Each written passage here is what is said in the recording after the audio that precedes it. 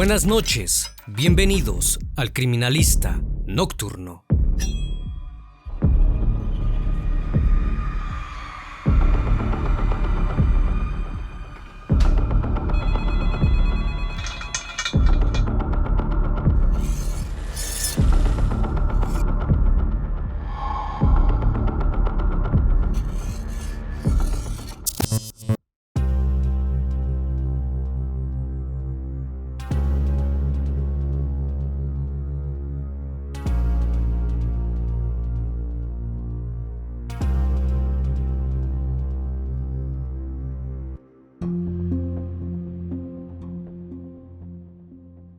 Eran las 6 de la tarde del viernes 20 de septiembre de 2019, cuando la policía de la provincia de Buenos Aires, en Argentina, recibió un llamado de emergencia.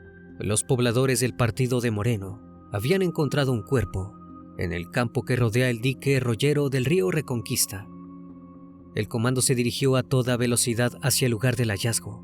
Al llegar, comprobaron que la situación era peor de lo que imaginaban. El cuerpo presentaba múltiples heridas.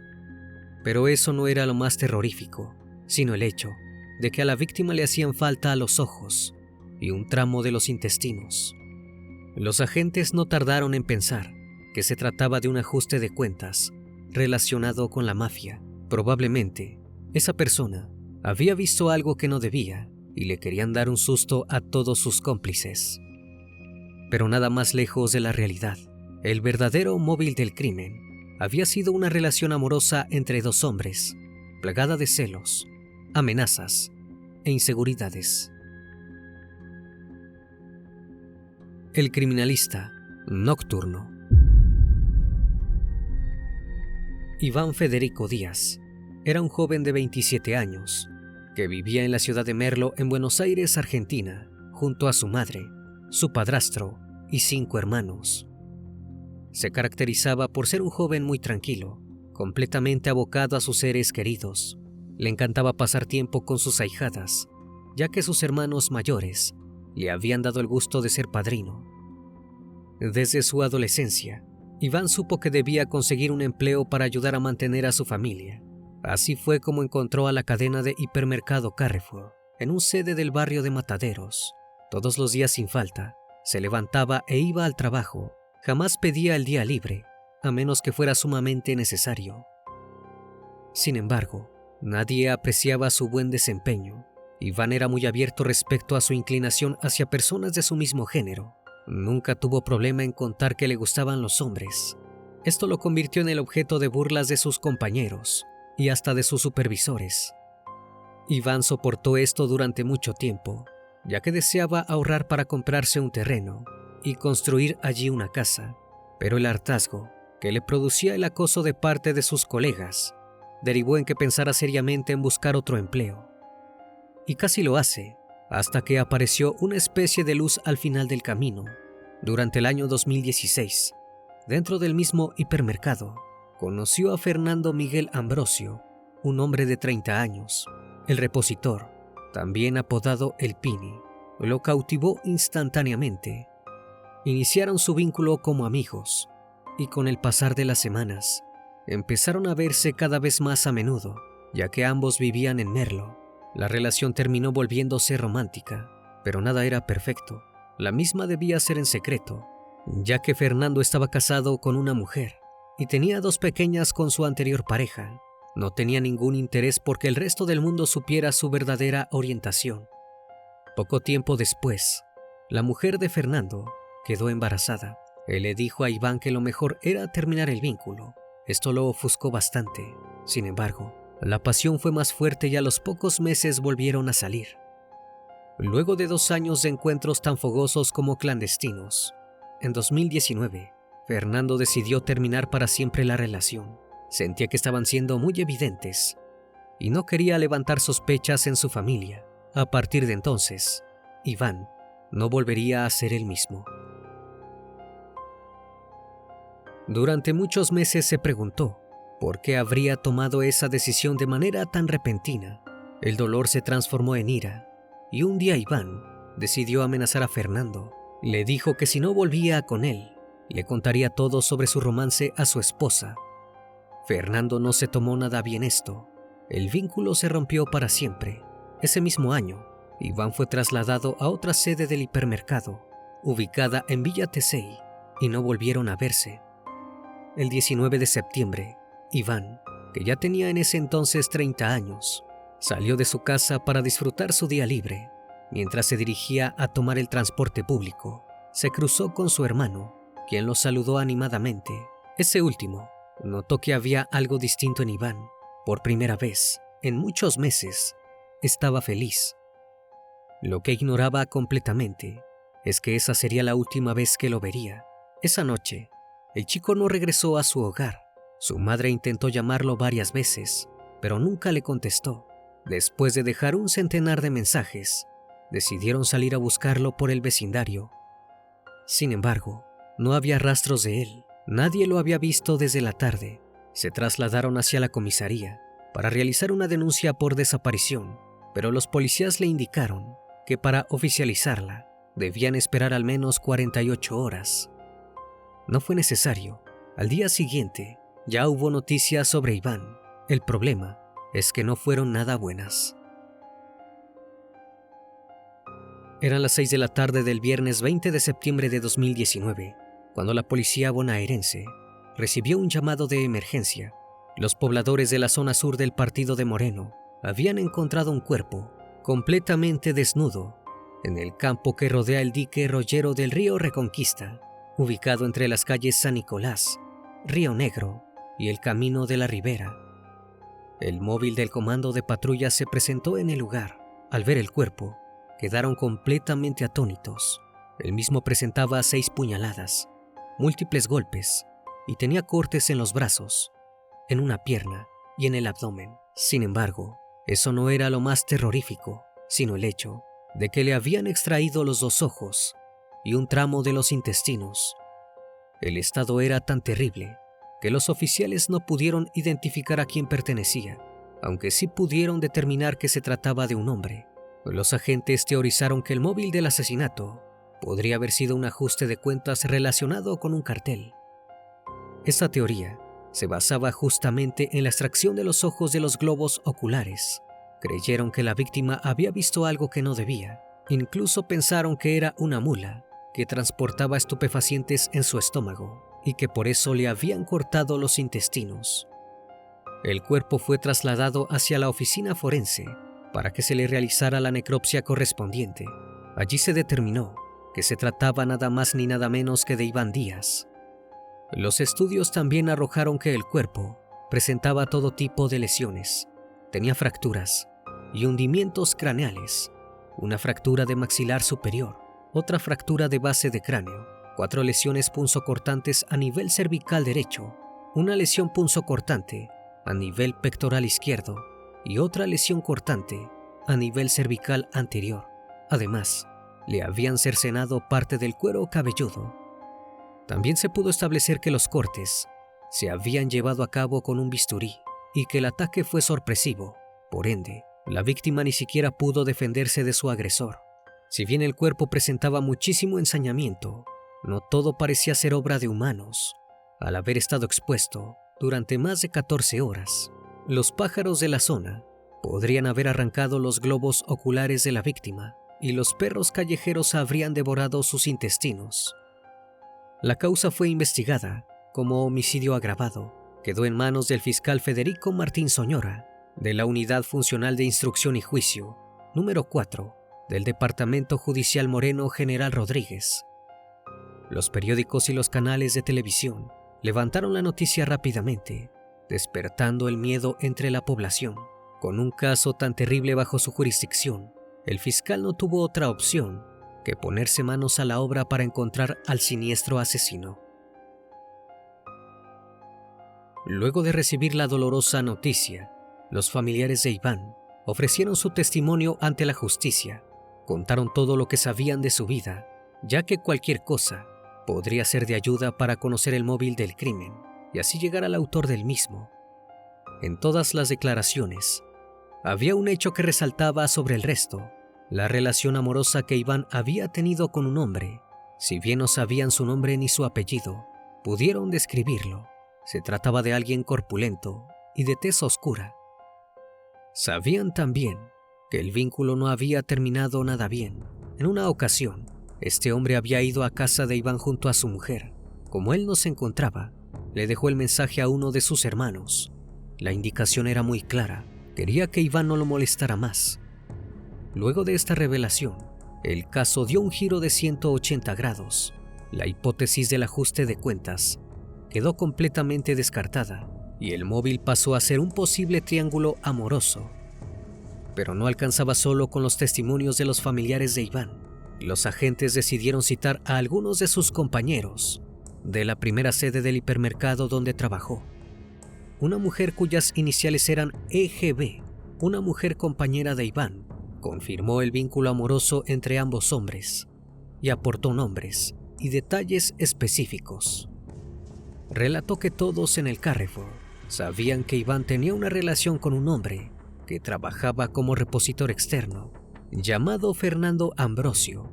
Al principio todo marchaba relativamente bien, pero en algún punto comenzaron a pelear a todas horas. La situación de por sí ya era mala, y escaló aún más cuando los encontraron teniendo intimidad en el depósito del hipermercado. El supervisor decidió trasladar a Iván a la sucursal de Villa Tesey. La mujer aprovechó su declaración para recalcar que el joven había sido hostigado durante mucho tiempo por su orientación sexual, no solo por sus compañeros, sino también por el supervisor y el mismísimo Fernando. Con los testimonios recabados, el fiscal Soñora ya no tenía dudas de que aquel hombre era como mínimo sospechoso del crimen.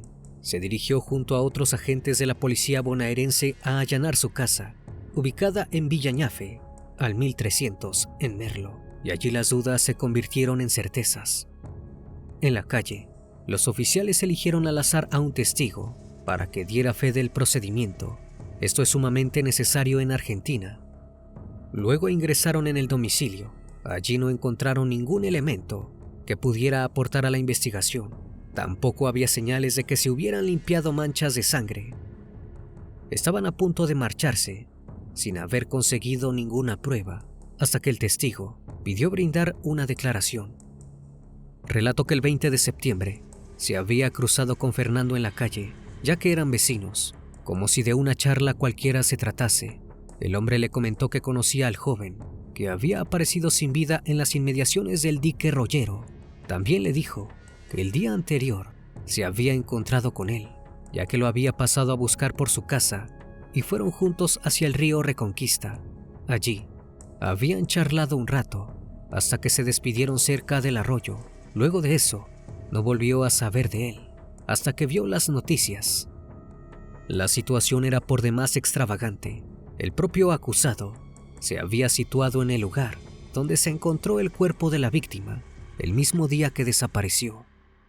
Los investigadores no tardaron en teorizar que Fernando probablemente había hecho esto por miedo a que alguna cámara de seguridad lo hubiese captado.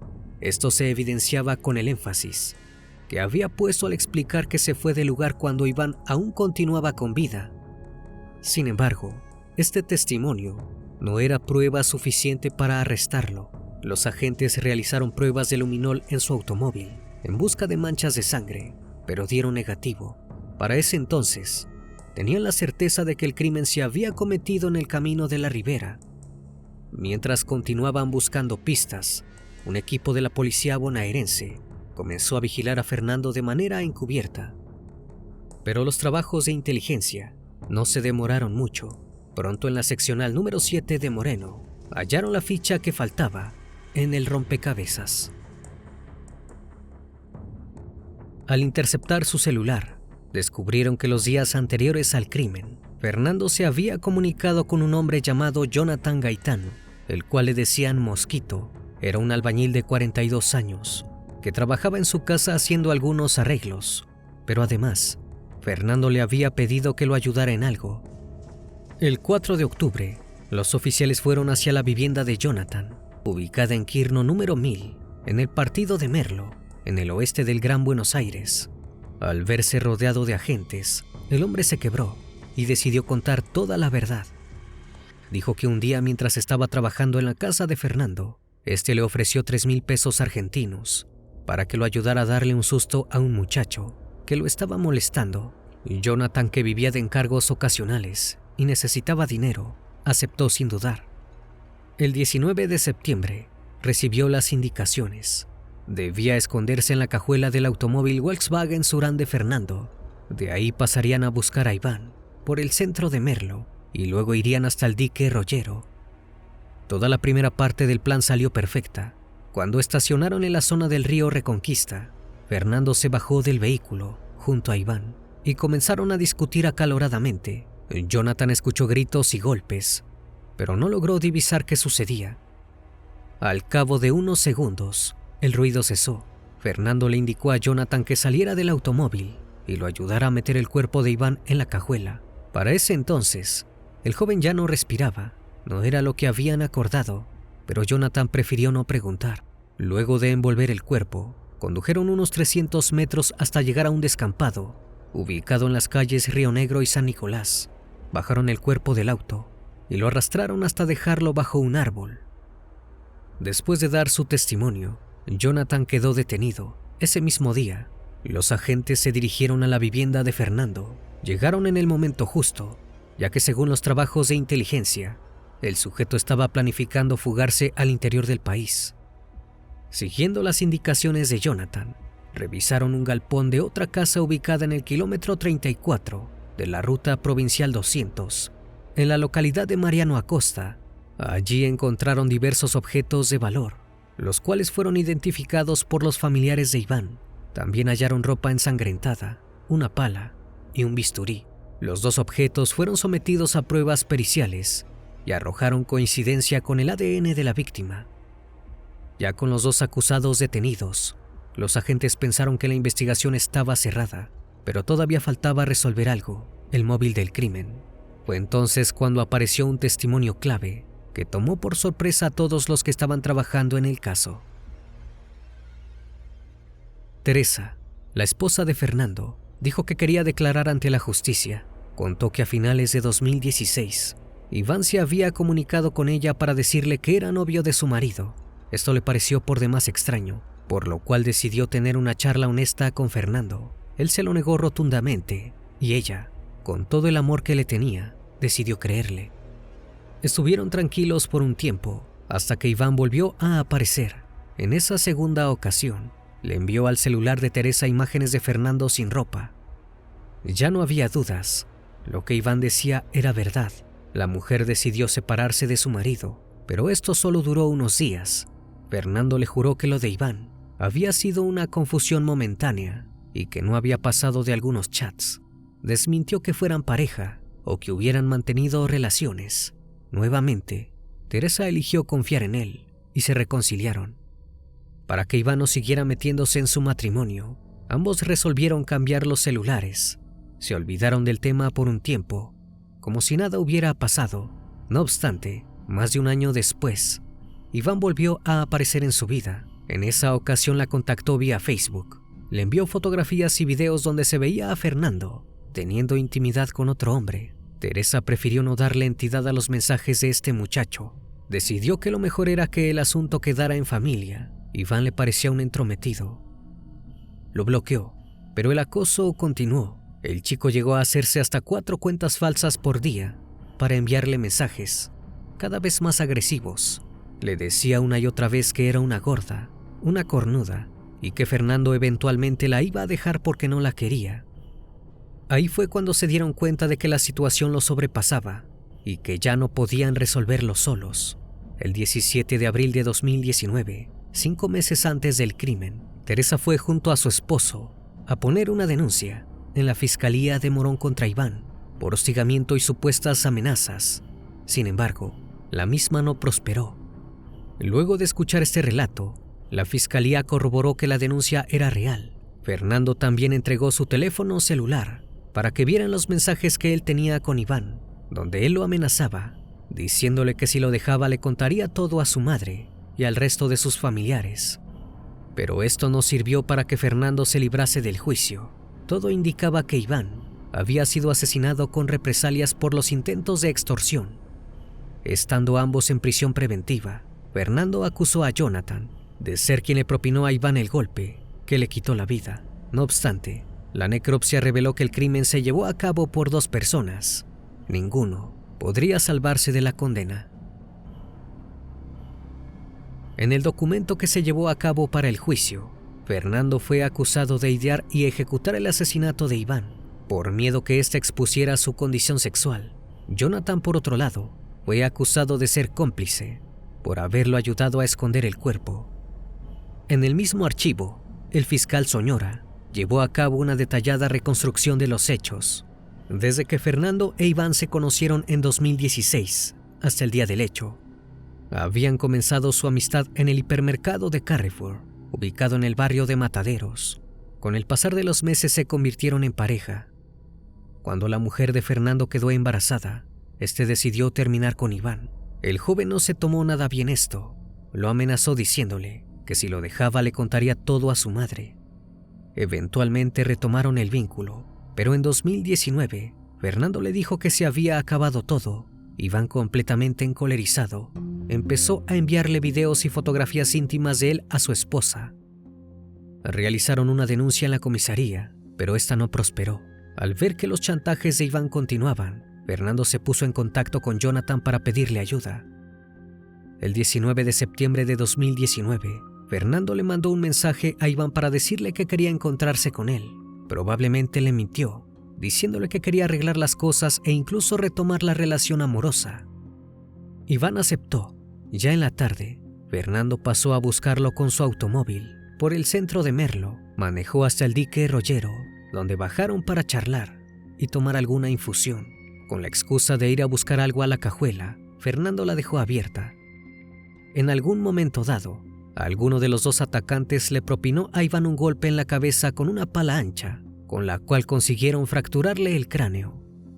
Acto seguido, procedieron a quitarle la ropa y cortarle el cuello y el abdomen con un bisturí. Posteriormente, lo pusieron dentro de una bolsa y lo taparon con una sábana para no dejar manchas de sangre en el vehículo. Luego, manejaron hacia el descampado del río Reconquista, donde finalmente colocaron el cuerpo. El fiscal Soñora declaró que Fernando se aprovechó de la confianza y el amor que Iván tenía con él para llevarlo engañado al dique Rollero de Moreno. Allí, junto a Jonathan, aprovecharon su estado de indefensión con el fin de asesinarlo y hacerlo sufrir. Procedieron a golpearlo y apuñalarlo salvajemente en reiteradas ocasiones. Tanto Fernando como Jonathan fueron acusados de homicidio agravado por el uso de arma blanca, premeditación, ensañamiento, alevosía y por promesa remuneratoria. Al primero se le sumó el agravante de relación en pareja. Lo más probable era que la pena fuera prisión perpetua. El 8 de abril de 2022 comenzó el juicio oral en los tribunales de Morón. Al día de hoy, el caso continúa abierto. Los estudios forenses no lograron precisar si Iván falleció por los fuertes golpes en la cabeza o por las 6 puñaladas que recibió. Tampoco se ha podido definir quién de los 2 acusados le propinó el ataque que le quitó la vida. Fernando continúa diciendo que abrió la cajuela para que Jonathan saliera y le aplicara el golpe a Iván con la pala. Jonathan, por su parte, sigue manifestando que Fernando le indicó que saliera del auto una vez que Iván ya había sido asesinado. Los familiares de la víctima desconfían de la justicia, tienen miedo de que los acusados salgan en libertad. No están de acuerdo con ciertas pruebas de la investigación, ya que aseguran que Iván era una persona tranquila e introvertida, que jamás habría chantajeado a nadie. Recalcaron en varias ocasiones que fue hostigado tanto por Fernando como por sus compañeros de trabajo por su orientación. Si bien los mensajes evidenciaban que Iván amenazó a Fernando en reiteradas ocasiones, nada es excusa para llevar a cabo un crimen. Estos casos muy pocas veces llegan a juicio, y los que lo consiguen suelen ser archivados o descartados, sin que haya una sentencia para los victimarios. La familia de Iván espera que no pase lo mismo y que su deceso no quede impune. Una vez más, estimado público, agradezco su compañía. Gracias por brindar un espacio de su tiempo para conocer un caso más de este canal. Si aún no estás suscrito, te hago la cordial invitación a que lo hagas y formes parte de esta gran comunidad. El Criminalista Nocturno. Hasta la próxima emisión. Buenas noches.